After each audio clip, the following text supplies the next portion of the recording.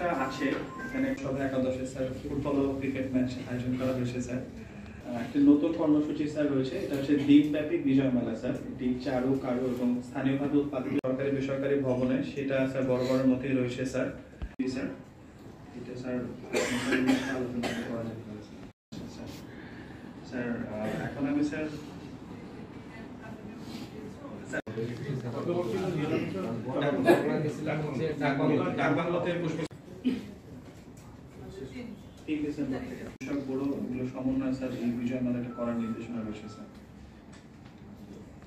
শহীদ মুক্তিযোদ্ধাদের যারা দুস্থ পরিবার থাকে তাদেরকে কিছু অনুদান, যেমন সেলাই মেশিন, এটা হচ্ছে স্যার মুক্তিযুদ্ধের উপরে, এটা স্যার শিশু একাডেমি থেকেই রেখেছি।